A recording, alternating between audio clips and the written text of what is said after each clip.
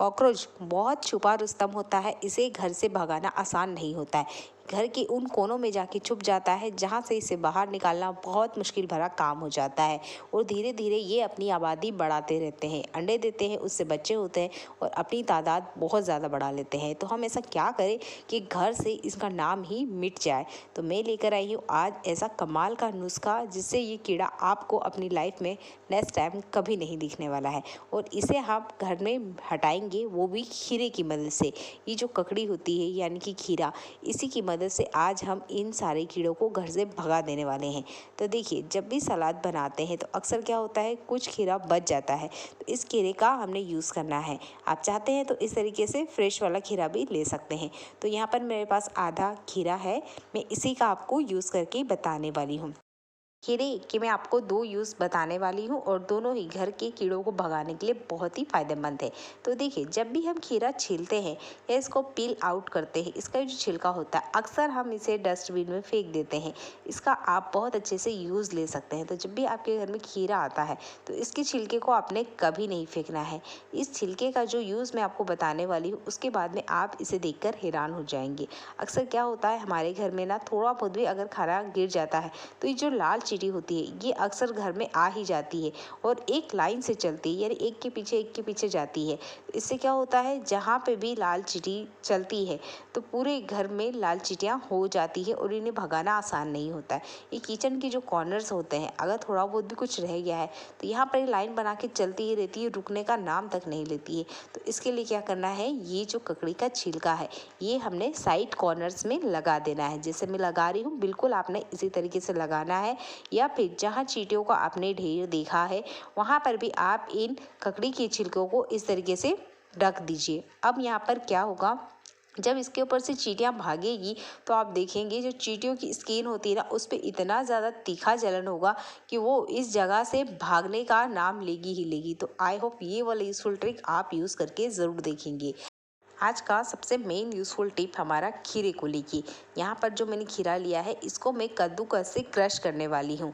यहाँ पर आप मिक्सर का भी डायरेक्टली यूज़ कर सकते हैं। हमें यहाँ पर खीरे का जूस चाहिए, डायरेक्टली खीरे का हमने यूज़ नहीं करना है। तो मैं यहाँ थोड़ा सा कद्दूकस करके आपको दिखा रही हूँ। कुछ इस तरीके से स्मूदी इसकी बन के रेडी होगी। बिल्कुल इसी तरीके से हमें चाहिए, तो बहुत ज़्यादा नहीं चाहिए, लगभग एक बड़ा टुकड़ा इतना हमने कद्दूकस कर लेना है। और इसके बाद में ये जो कद्दूकस किया हुआ खीरा है इसको हमने स्टैंड करना है। छलनी की मदद से करेंगे, आराम से ये हो जाएगा। छलनी में इसे डालने के बाद हल्का सा आप इसे दबाएंगे तो आप देखेंगे बहुत सारा जूस जो है ना वो एक बाउल में आ जाएगा। यहाँ पर बाउल ऐसा यूज़ करना है जिसको आप डेली लाइफ में खाने में यूज़ नहीं करते हैं। तो यहाँ मैंने इसको थोड़ा सा दबाया और लगभग आप देख सकते हैं 2 चम्मच इतना जो खीरे का जूस है वो निकला है और हमें बिल्कुल इतना ही जूस चाहिए। आप क्वांटिटी घटा बढ़ा सकते हैं, पर जो मैं मेज़रमेंट आपको बताने वाली हूँ उसके हिसाब से हमें सिर्फ 2 चम्मच इतना ही खीरे का जूस चाहिए।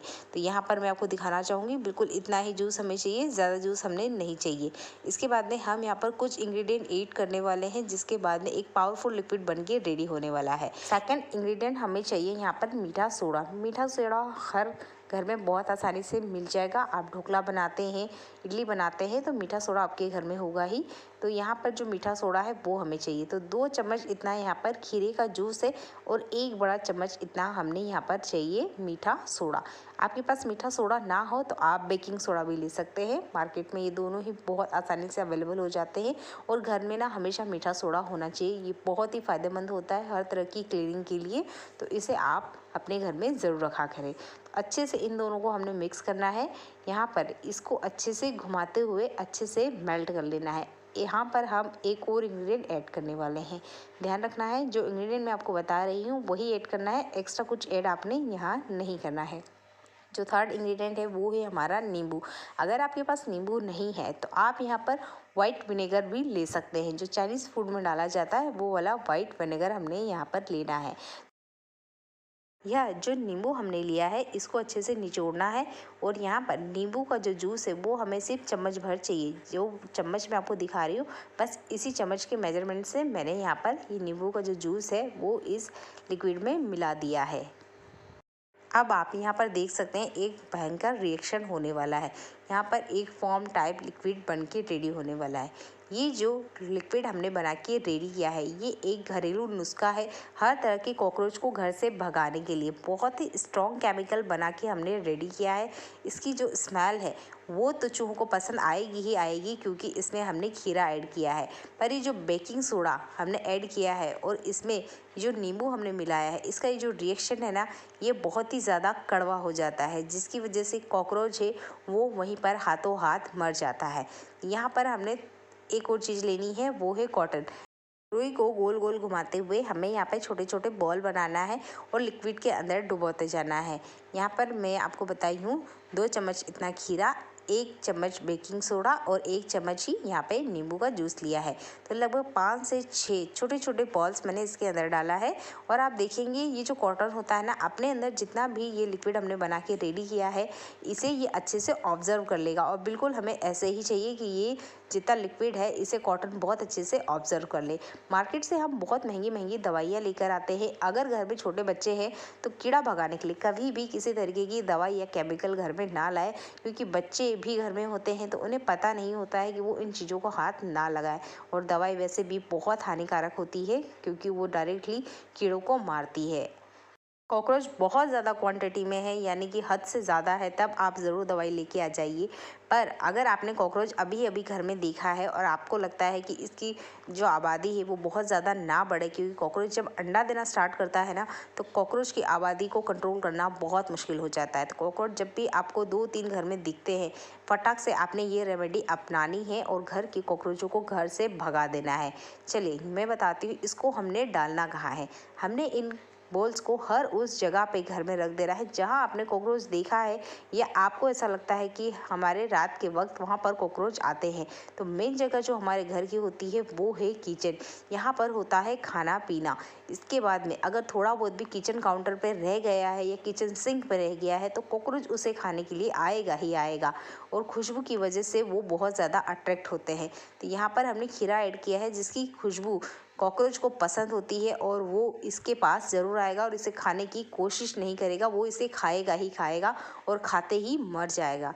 तो इस तरीके से हमने गैस स्टैंड के ऊपर और गैस स्टैंड के नीचे जहाँ भी आपको लगता है कि कॉकरोच आता है, वहाँ पर आपने इन बॉल्स को रख देना है। मुझे जो मेन जगह लगती है वो है किचन सिंक, क्योंकि इसका ये जो पाइप होता है ना, ये डायरेक्टली नाली से जुड़ा होता है और किचन सिंक में बहुत सारे कीड़े निकलते भी हैं, स्पेशली बारिश के सीज़न में। तो हमने इन छोटे छोटे कॉटन बॉल को किचन सिंक में डाल देना है और उसके बाद में इसके अंदर से किसी तरह का कीड़ा आप शायद ही कभी बाहर आते हुए देखेंगे। बस ध्यान रखना है ये काम हमने रात में करना है और नल बिल्कुल नहीं चालू करना है। और ये जो हमारे वॉश बेसिन होते हैं जहाँ हम अपने हाथों को क्लीन करते हैं, इसमें से भी कॉकरोच बहुत ज़्यादा आने के चांसेस होते हैं। इन कॉटन बॉल्स को हमने यहाँ वॉश बेसिन में डाल देना है। इसके बाद में कॉकरोच को आप कभी निकलता हुआ नहीं देखेंगे। आई होप आज को यूज़फुल वीडियो आपको अच्छा लगा है। वीडियो आपको अच्छा लगता है तो वीडियो को लाइक और